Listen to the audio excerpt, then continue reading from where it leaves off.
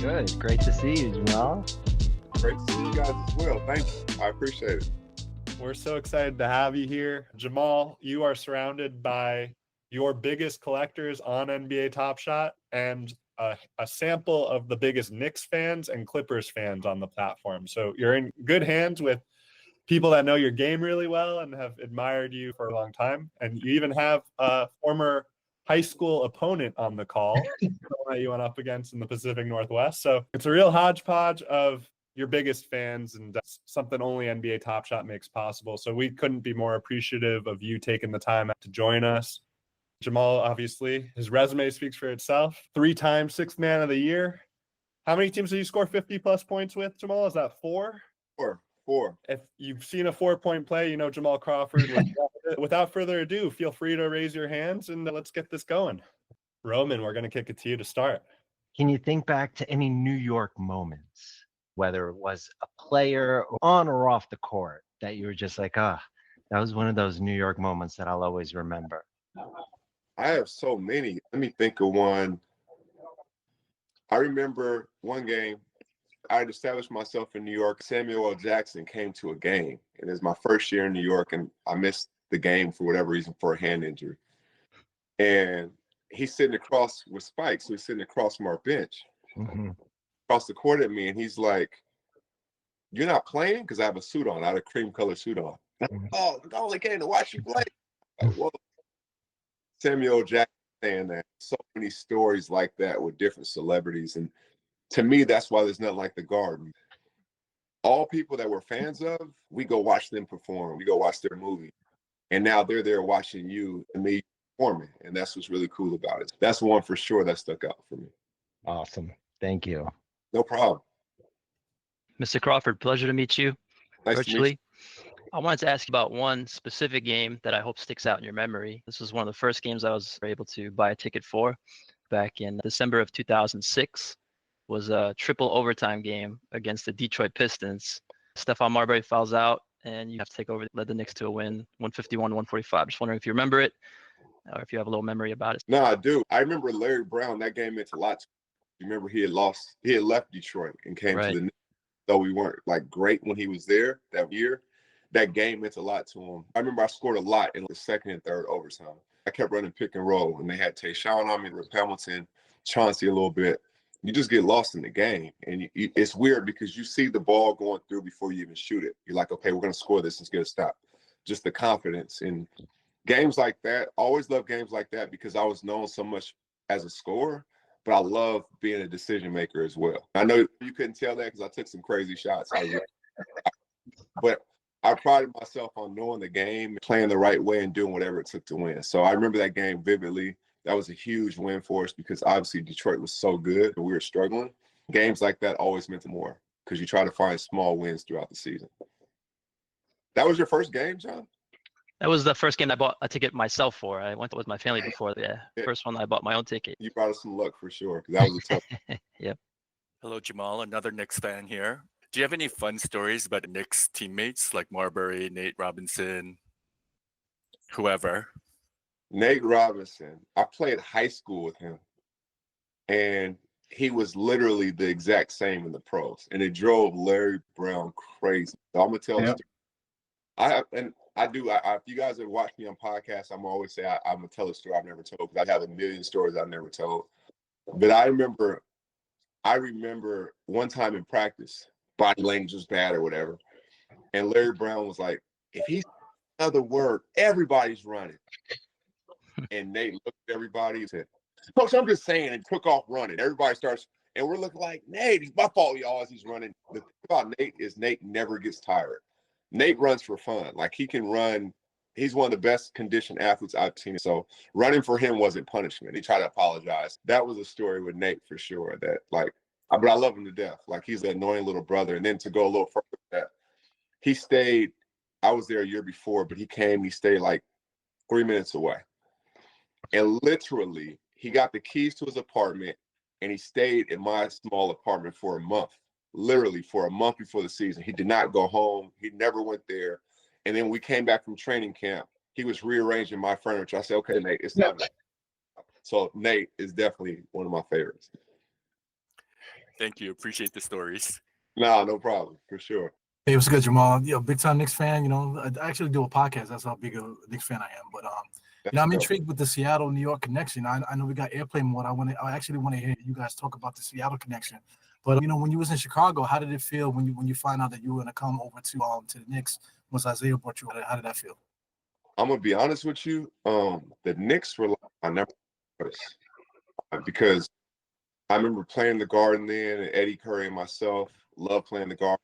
My last games, I did really well, but I envisioned myself being there. Isaiah is someone who, like, I admired. I wore number 11 because of him. So, like, everybody sees my behind the back dribble. He was the first person I seen go behind the back like that. So he's so revered in my eyes, and him calling.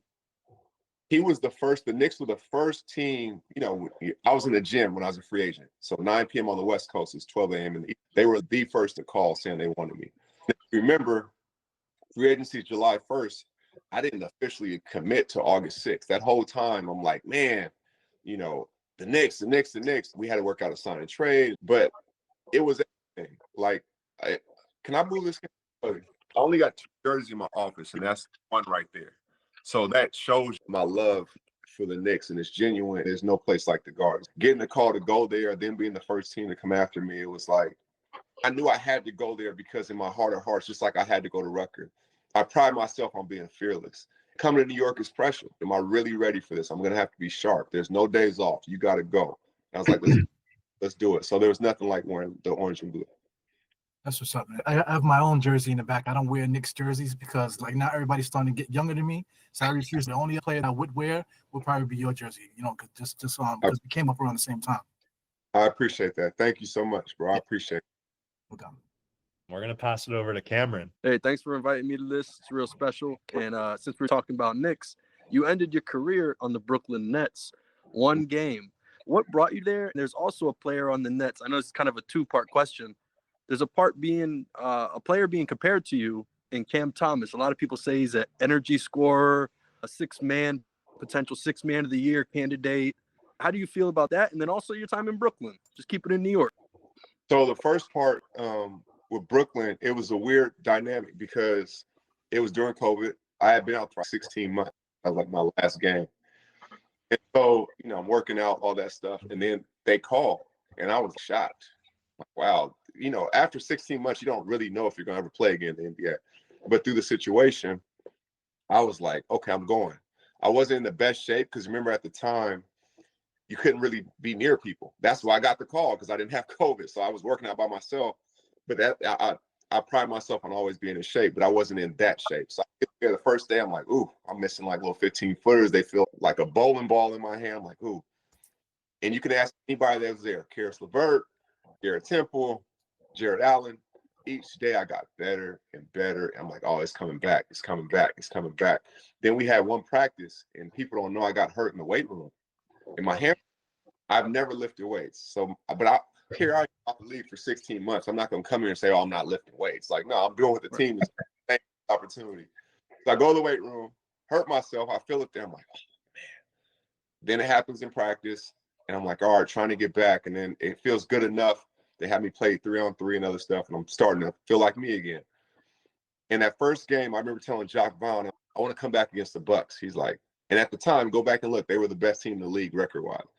He's like, are you sure? I'm like, I want to come back against the Bucks. So I come back, and the first shot, I was like, okay, it feels a little weird out here. There's people, it's different. And then I hit a shot, and then I made a pass, and I made a pass. Then I start seeing people, like, when I'm coming down with the ball, I start seeing them look like, no, you got him. I said, oh, I got it. I'm back. I got that part. And then obviously the hamstring went again. But so I didn't actually go to Brooklyn, but to get the call from them, I'm forever, thankful and grateful for that. And then Cam Thomas, he's a bucket, man. Like, look at the situations he's been in. Sometimes not playing for long stretches.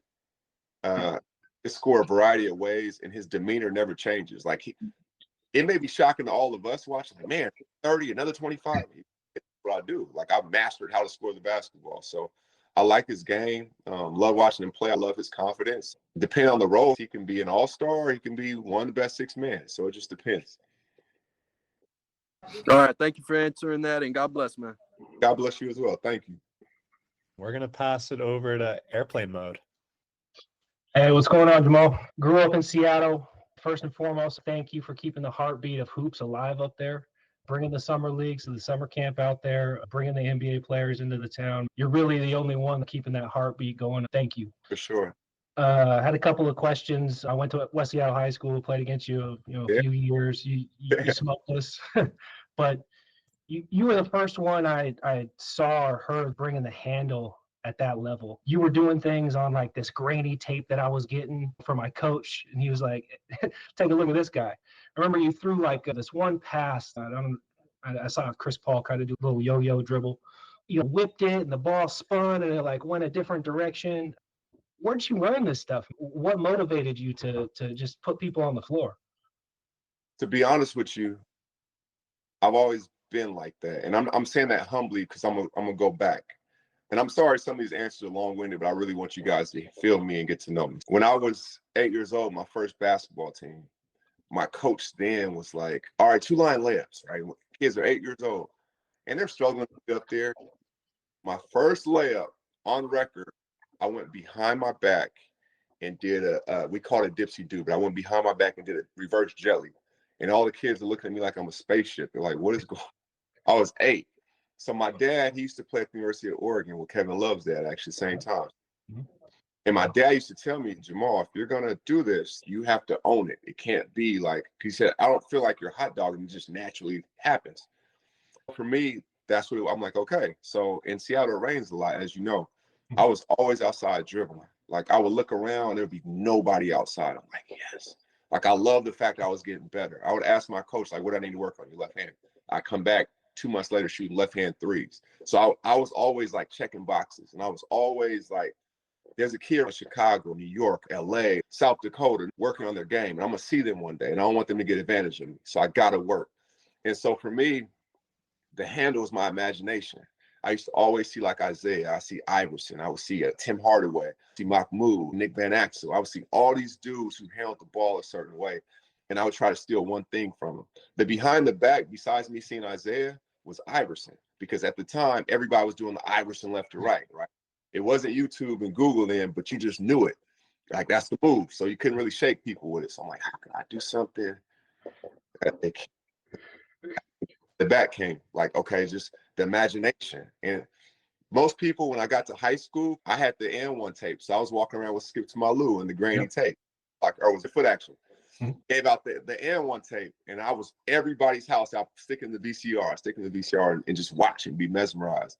So I watched Skip, but my imagination was always going. I tell people this: my 10 best moves you've never seen before, like never. I'm gonna tell y'all something because y'all are family. There's an NBA player right now that I showed one of those moves to, and I gave it to him. But I'm not gonna say who. But I'm telling you guys this. But no, so my imagination was just always rolling. It was all, that sounds about right. It was always rolling. It was always going. And so for me, I just love that. I love like the imagination. And then you see people doing stuff. You see Steph do the double behind the back. You see Kyrie. You see your imprint on the game, which is crazy because people at the time in high school was like, oh, that's not going to work at Michigan. That's not going to work in the Big Ten. That's like playground move. Seeing that is really, really dope for me that it's come this far. Great answer. Quick follow-up. You touched on it. You chose Michigan. Yeah. I mean, you could have went anywhere, right? I think Coach K was after you. I think Boeheim, Syracuse, all the top schools were after you. You chose Michigan when they were down. Fab Five were gone, but you brought them back. You beat Duke that year, I believe, right? You went to Duke and beat them in Cameron. Oh, see, it's a really good game. It's a really good one. We were up like with a couple minutes left. But to answer your question, the Fab Five, when I saw the ball heads and the baggy shorts and the swagger, I'm like, oh, I'm going there. They had the Barclays, the all-black Barclays, and just how they were playing. So Michigan had me in 8th grade. Like I was literally that kid in the backyard. 3, 2, I make this shot, I'm going to Michigan. I don't even got grades. Michigan don't even know who I am. But if I make this shot, I'm going to Michigan. And so once I went on my visit there and they said, they found out Jalen was one of my favorite players and like, you can have his locker too. I'm like, oh, it's over. I committed early, everything. Like that was it. So that was my dream. And I always pride myself on loyalty, to be honest with you. Like if I give you my word, that's what it is. Even if I have to suffer or get the short end of the stick or whatever, I gave you my word, I'm going to live up to that. So I already had told myself, I promised myself I was going to, and that's what happened. Awesome. For sure. We're going to go back to Roman. Jamal, who was your toughest opponent? Who did you hate to play against? When they had the ball, I had to try to score on them. So anyone. Exactly. Maybe both, Jamal. Probably. Awesome. We're going to go over to Ace Boogie. Ace Boogie.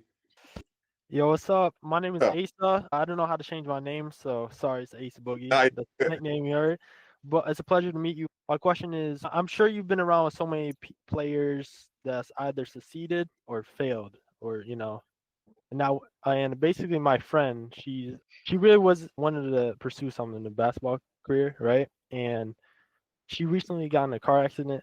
Thank God she survived, but now she's in a state where she's affected for the rest of her life, but still wants to pursue that career. How do I like mentor her, and I don't know. I don't know how to word this question, but it's just No, how do I, you know what I mean? yeah, I think certain things, whether it be sport or life, is like adversity, right? How you respond to adversity. Let's say you have a plan and the plan doesn't go as well. It doesn't mean those goals are out of reach. It means you pivot. Maybe she wanted to make the WNBA, and now in the situation, she won't be able to have that opportunity. But she loves the game. Well, maybe she gets into, studying the business of basketball. Maybe it's the front office route. Maybe it's coaching. Maybe that knowledge she has, she can give to the next generation. Like, there's still things that are like really fulfilling that you can pivot with. For example, I didn't know my last year would be my last year playing. Like, I just won teammate of the year. I scored 51 points my last game. I didn't know that was going to be it for me. And it took a long time to kind of come to grips with that. But maybe I was God telling me, you know what? Maybe now that you're not playing anymore, you can spend more time with your family. You can help develop your son's game. You can help develop your daughter's game. You can help develop other kids and help them chase their dreams now in a different way. So I always say, when something's taken from you, I think something else, another sense, becomes stronger in a different way. And I think she can still chase that dream to be a professional in basketball, maybe not playing on the court. Maybe it's a coach, maybe it's a GM, maybe it's front office, and still fuel that passion. Thank you. Yeah, but keep her inspired. Like, keep her Right. keep her positive. There's going to be days, some days are better than others. But if you always give her that confidence and give her that validation, she'll keep at her weakest point. Thank you. I will do. And that's dope of you to actually ask about somebody else as your question. Much respect. Thank you. For sure. Awesome. We're going to go back to Bumpster. Jamal, I appreciate your long answers. This is a long question. Last year on JJ Redick's podcast, he asked you if you ever wanted to coach in the NBA, and you responded that you never wanted to. But in the past year, like at the All-Star game, you're teaching moves to Victor and Bilal, and then I think you posted something about you teaching him more moves in the off season. Are you reconsidering your stance on coaching in the NBA?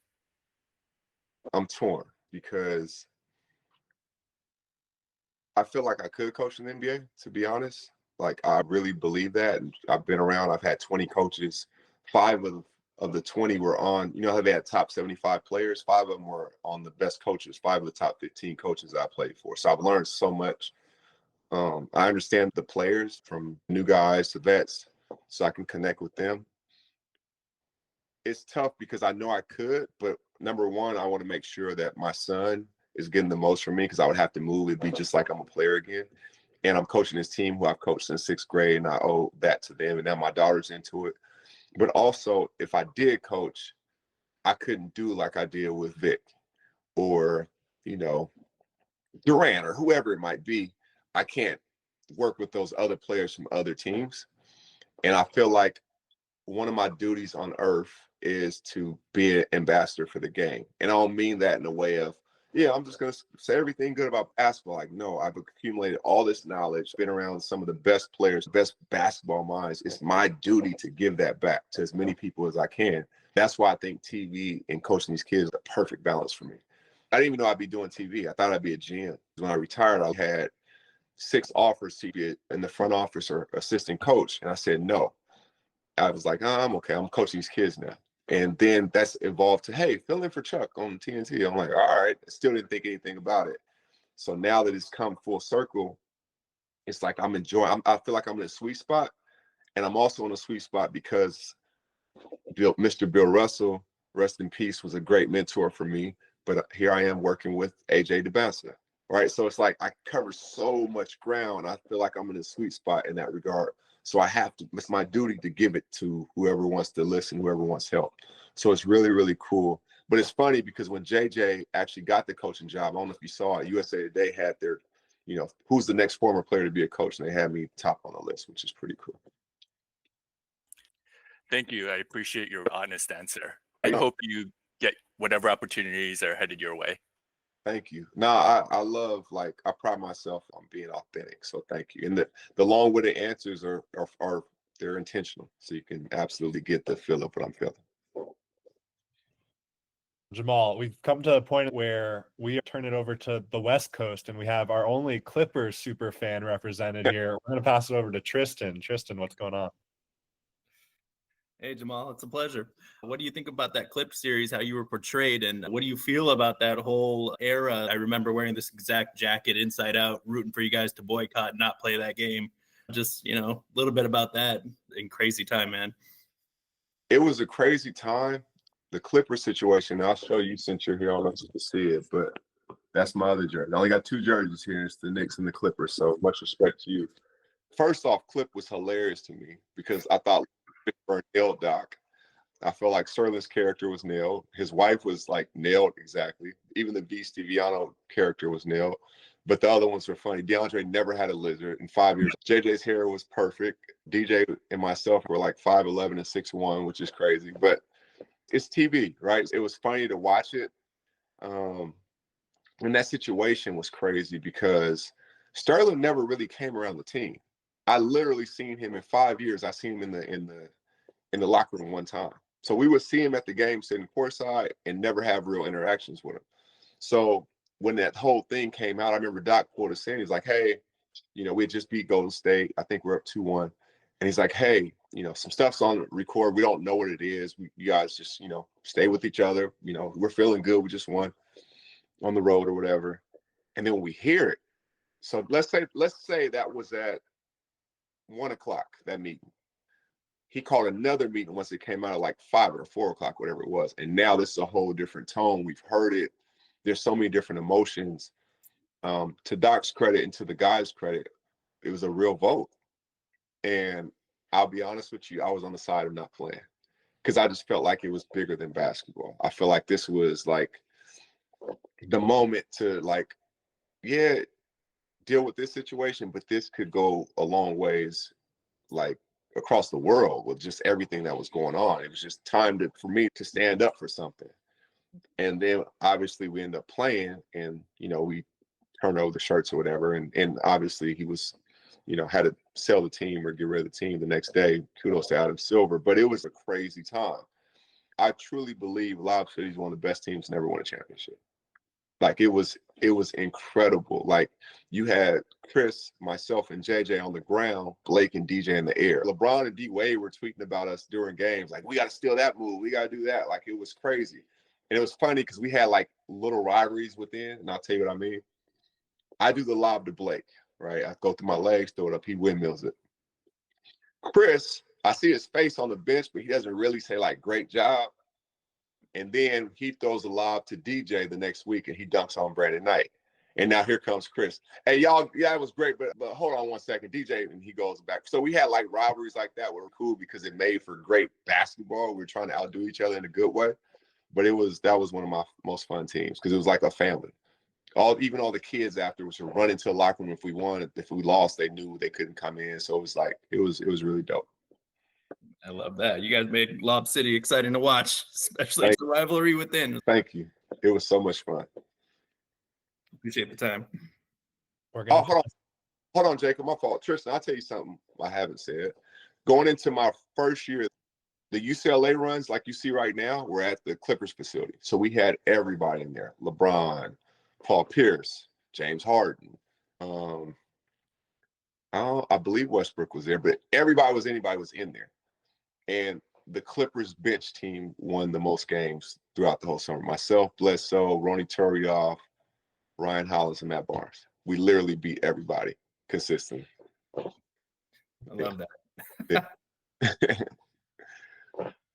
Before we pass it over to John, just to stay on our Clippers segment of the day, can we get a little bit of maybe a new perspective or behind the scenes of the DeAndre Jordan home invasion and just kind of barricading him while the Mark Cuban's driving around Dallas? So Jacob, let me be honest with you. I wasn't there. I was not there. So it was JJ, Chris, Paul, Blake, and Doc, I believe.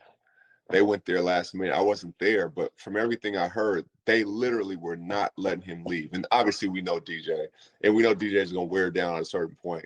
But he was like, it was going nowhere. So if DJ got him out the house at that point, 30 minutes in, he probably would have went to Dallas.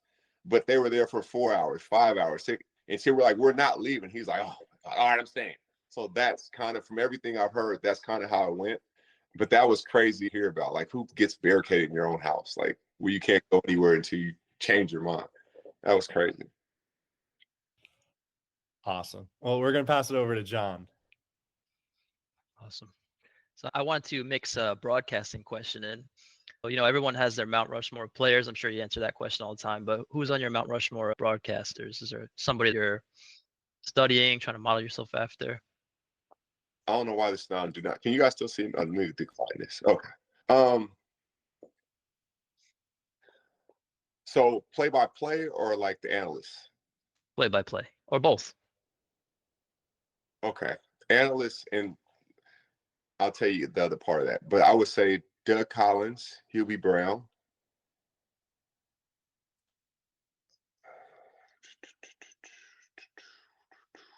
Reggie. Doug Collins, Hubie, Reggie. Who am I missing? You could throw some names. Mark Jackson was great too. I'll say Mark Jackson. To be honest with you, I used to never listen at all. I used to watch games and play music because I wanted my eyes to tell me what I was seeing versus hearing somebody say it. So for me, now I listen to people because I'm learning, you got cadence and everything else. But yeah, like I like having my own thoughts, and I like being creative in that way. And JJ Redick said it on the pod last one we did last June, I think it was. I literally talk the game how I play. So you don't know where I'm going to go with it, but I think I can make it make sense in a concise way that anybody can understand. I think that's really cool. Now that I'm in it, I want to be good as this as I was the player. And I think my playing days, that was like an acquired taste. Like I played, like, you know what I mean? Like everybody didn't like how I played, which is cool. I don't take it personal. But I think talking the game, I can connect everybody because I think I can speak from a different generational standpoint without judging any generation and being kind of that bridge. And I think I can like break the game down in a very simple way that people can understand, but you can still learn something from even the simplicity. Awesome. Thank you. No problem. Love that. We're going to pass it over to airplane mode again. Appreciate that. I was just saying, no Rainier Beach jersey, but Thea took it back. No. On the walk with me. Come on. Let's see. Oh, no, here we go. Walk. We go on the walk. So I don't know if I can flip this, but I'm just gonna turn it. So you got Isaiah. Here we go. You got Magic. You got Jordan, final sign. Iverson. I got my favorites. Kobe. Oh my goodness. Wow. Hey. Oh, there we go. You guys are getting like this real exclusive right now. Garnett. Jeez. I did all that to bring you to Rainier Beach. Ooh.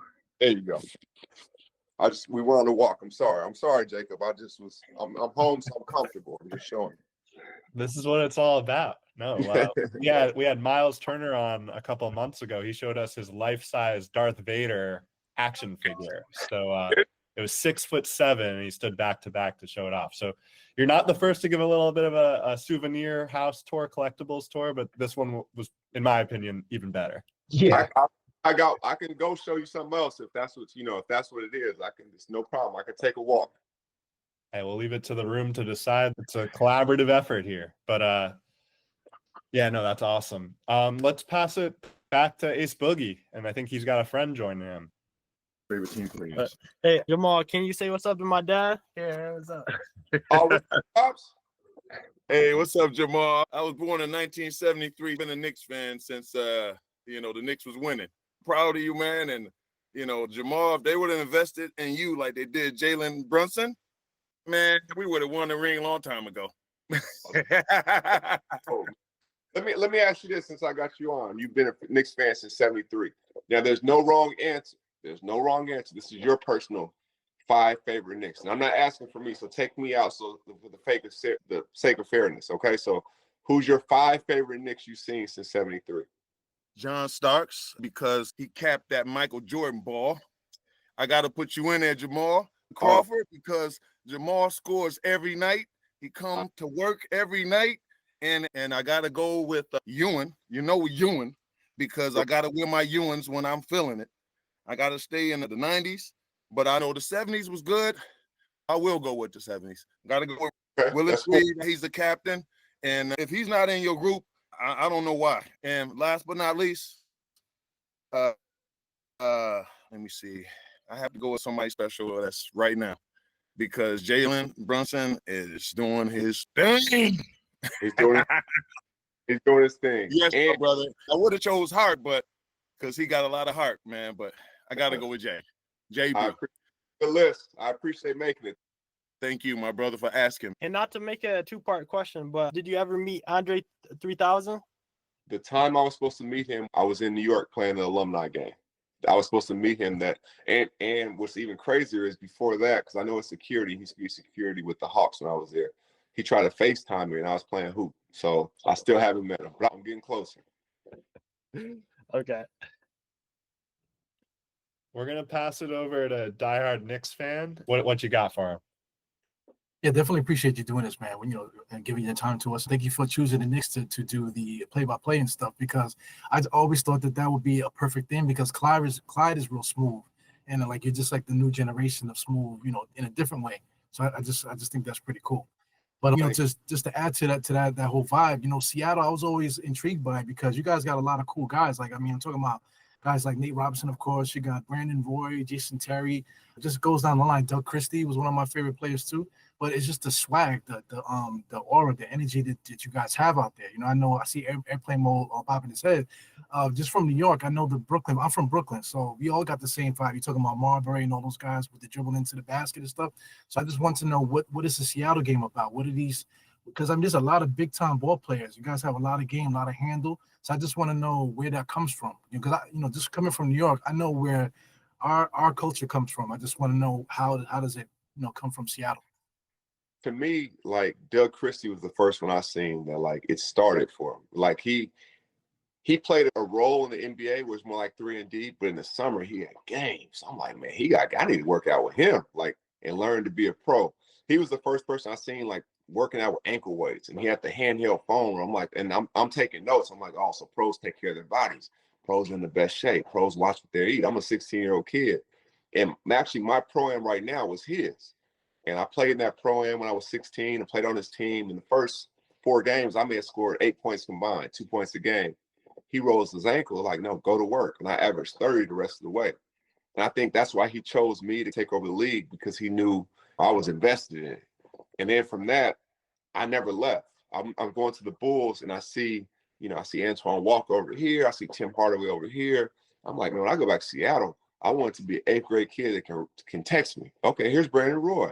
Okay, here's Nate Robinson. So all those guys who are dreaming can reach out and touch and say, man, that guy in the pros, so I can come to the same community center. He's going shoot on the same baskets. He's saying I can make it. Man, that's a whole different fuel, a whole different confidence.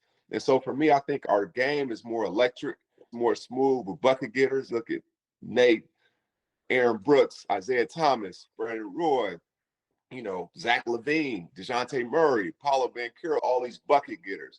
All these guys can put it in the hole, and I think that's kind of our swag. But more so, all those same guys walk around with that chip on their shoulder. We're up in the Pacific Northwest.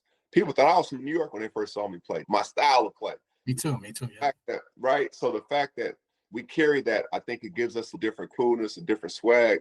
We're quiet, but we get it done, and we're fearless. And I think that's what you're seeing from this next generation as well. But one more thing, just like the politeness too. What's that about in Seattle? Because I feel like even the most gangster person in Seattle, they're like extremely polite. What is that about?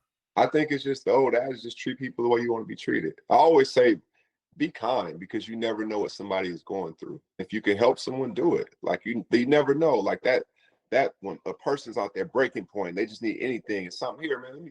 Let me pay for their meal next. And the person behind me in line pay for their meal. And that one thing, that person can pay for the next person. And then that's like a positive wave. And I think we need more of that. No doubt, man. All right, cool. Appreciate you, bro. Definitely. For sure. Appreciate y'all.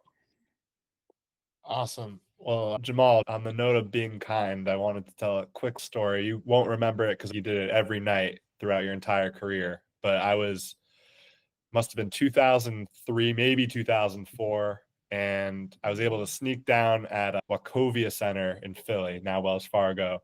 You're the only Knicks starter, I think maybe the only Knicks player, signing autographs for kids, taking pictures with kids. And that was just your way, man. So I think from the bottom of our hearts here, I think you said it recently, and I can affirm, no one loves the game as much as Jamal Crawford. There's no one that appreciates the game and what it's done for them like it has for you. And I think, like, as a Knicks fan, I say with a lot of conviction, it is really, like, you can see, I'll turn off my avatar is Walt Clyde Frazier. The idea of maybe being able to pass the torch from Walt Clyde Frazier to Jamal Crawford as color commentary for the Knicks for years to come, like, that is basketball heaven. I know that everyone that's a Knicks fan on the call was ecstatic to hear that you were going to get more involved with the team. And there's no doubt about it, man. You're every favorite player's favorite player that's been said about you, but you're also everyone on this call's favorite player. So thank you so much for taking the time out of your day to join us. And you have a ton of super fans over at NBA Top Shot and in the Top Shot community. So really appreciate you making the time for us. That's very humbling, because when I was a kid dreaming of this, I said I would pay the NBA to let me play in the NBA, and to have any effect on anybody positively in the right way. And like, it's just crazy when I hear that, because I know exactly what you mean, because I feel like that when I see Michael Jordan or I see Jay-Z or Denzel. I'm just very, very thankful, and I'm very humbled by it. And I figured out my purpose in life, and it's to be service to others. So I appreciate it, and thank you. Seriously, thank all you guys. Awesome. Well, that does it for us over here. Jamal, thanks again. Community, thank you everyone for joining us. We had a blast, and looking forward to the next one. So thanks again, and have a good rest of your Wednesday and the rest of your week. Thank you. Thank you, Jamal. Thank you, Jacob. Take care. Appreciate it. Thank you.